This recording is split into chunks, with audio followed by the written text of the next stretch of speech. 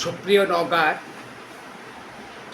সাংস্কৃতিক সংগঠন, শিল্পী, গায়েন বায়েন, সাহিত্যিক শিল্পমনা আপনাদেরকে 30শে জুন সিধু-কানু দিবসে চারণের পক্ষ থেকে জোহার জানাচ্ছি। আপনারা আমাদের জোহার গ্রহণ করুন।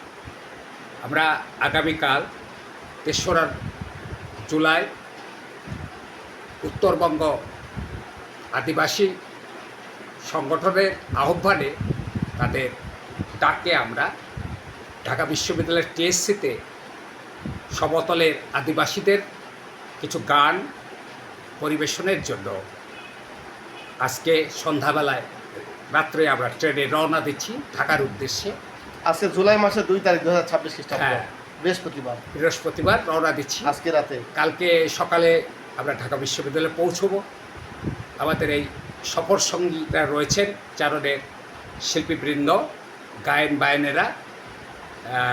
আমাদের অবশ্য চারণের যে কোয়ার দল, তার আরও যে মূল গায়নেরা রয়েছে, তারা অনেকে শিক্ষার্থী, একাডেমিক শিক্ষার জন্য বা পরীক্ষার জন্য তারা ব্যস্ত থাকায় অনেকে তারা এই অনুষ্ঠানে অংশগ্রহণ করতে পারছে না। ফলে আমাদের এই পরিবেশনাটা কিছুটা সংক্ষিপ্ত গায়েন বায়েনদের নিয়ে করতে হয়েছে। কোন বাহন যোগে যাচ্ছেন? আমরা ট্রেন যোগে যাচ্ছি। রাত 11:30টার ট্রেনে আমরা ঢাকার দিকে রওনা দিচ্ছি। সান্তা রেলওয়ে জংশন থেকে সান্তা রেলওয়ে জংশন থেকে আমরা রওনা দিচ্ছি। হয়তো কমলাপুর রেল স্টেশনে পৌঁছবো। ওখান থেকে আমরা ঢাকা বিশ্ববিদ্যালয়ে আমরা গিয়ে সেখানে দিনে আমাদের কিছু মহড়ার কাজ আছে, সেগুলো করব।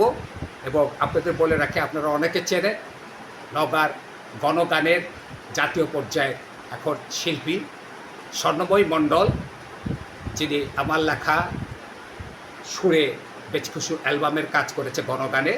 তিনিও এই সঙ্গীত অনুষ্ঠানে চারণের হয়ে সঙ্গীত পরিবেশন করব। তো আমরা আগামীকাল সন্ধ্যা 6টায় আমরা টিএসসিতে আমাদের চারণে আদিবাসী গানগুলো, গণগানগুলো আমরা পরিবেশন করব। আপনাদের ভালোবাসা, আন্তরিকতা এবং আপনারা যেহেতু দূরে আছেন, আপনাদের আশীর্বাদ, আপনাদের দোয়া আমরা কামনা করছি। আমরা যেন সুন্দরভাবে আমাদের গণগানগুলো পরিবেশনের মধ্য দিয়ে নাগরিক চিত্তমন জয় করতে পারি। সেখানকার আদিবাসীদের সামনে আদিবাসীদের গানগুলো আমাদের ধারাতে উপস্থাপনে আমরা যেন সফলতা লাভ করতে পারি। আপনাদের কাছে আমি এই প্রত্যাশা করছি, আপনারা আমাদের আশীর্বাদ করবে। আমরা যেন ভালো মতো গেয়ে ফিরে আসি। এ পর্যন্ত আপনারা আমাদের সাথে থাকবে।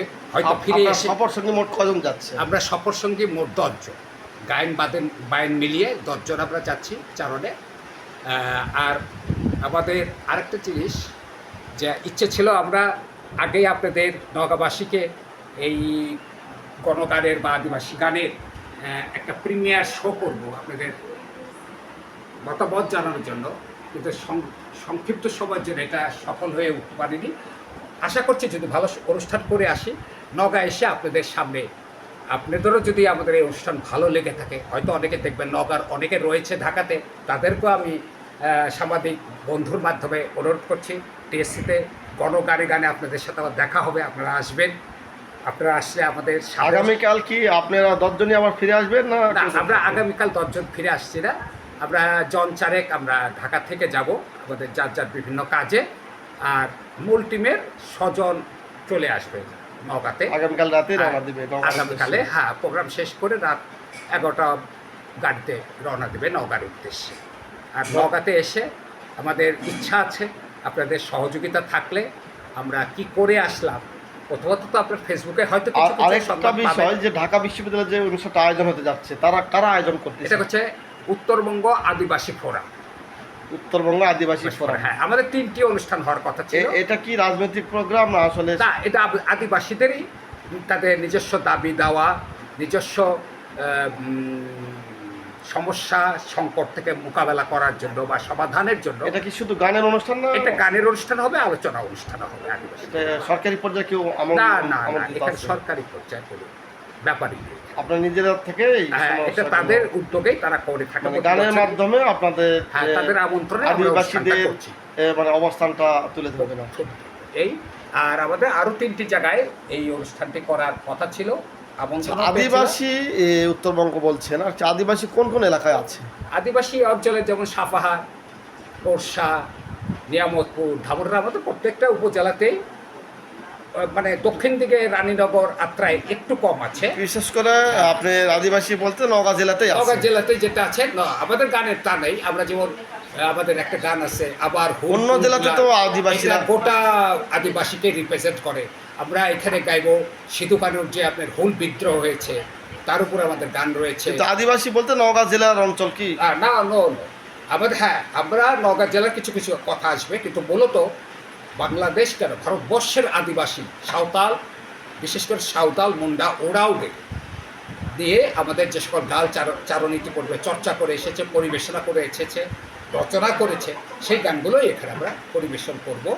এখানে কোনো পার্টিকুলার এলাকার আদিবাসীকে নিয়ে মানে চারণ শিল্পী গোষ্ঠীর আয়োজন নাকি? জি না, আয়োজনটা চারণ শিল্পী গোষ্ঠী না, আয়োজনটা উত্তরবঙ্গ আদিবাসী ফোরাম। আদিবাসী ফোরাম, হ্যাঁ, আমরা তাদের আমন্ত্রণে আদিবাসীদের সমন্বয়ে এই ফোরামটা গঠিত। হ্যাঁ, তাদের সমন্বয়, তাদের ওখানকার একটি স্থানীয়রা এই কাজটা করতে থাকে। আমাদের নটরডামে আপনার পুরো নাম একটু নটরডামে করার জন্য আমাদের আমন্ত্রণ আপনার জানিয়েছিল, পুরো আমরা নাম, যেতে পারি।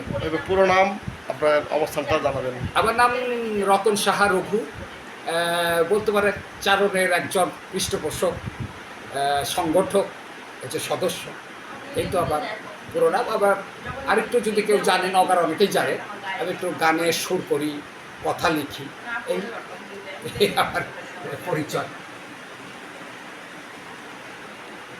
ধন্যবাদ আপনাকে যে আজকে এই যে সুন্দর সাক্ষাৎকার দিলেন। আজকে 2 জুলাই 2026 খ্রিস্টাব্দ, বৃহস্পতিবার। এই মুহূর্তে সময় সন্ধ্যা 7টা। এই সময় যে সাক্ষাৎকার দিলেন, আজকে ঢাকার উদ্দেশ্যে রওনা দিচ্ছেন, স্মৃতি হয়ে থাকবে। বেশ স্মৃতি করে রাখার জন্য এই ভিডিও চিত্রটা ধারণ করা। আপনাকেও ধন্যবাদ কষ্ট করে আমাদের সাক্ষাৎকারটা গ্রহণ করবার জন্য, এবং চারণকে নওগাঁ এবং বাংলাদেশে হয়তো, যেহেতু আপনি ইউটিউবে এটা ছাড়বেন, অনেকেই এটা দেখবেন হয়তো, এই জন্য আপনাকে চারণের এই প্রচার কাজটি করে দেওয়ার জন্য আপনাকে অসংখ্য ধন্যবাদ। আপনাকেও ধন্যবাদ। বিশেষ করে 2009 সাল থেকে আপনাকে আমি চিনি, জানি, ভালো লাগছে। অসংখ্য ধন্যবাদ আপনাকে।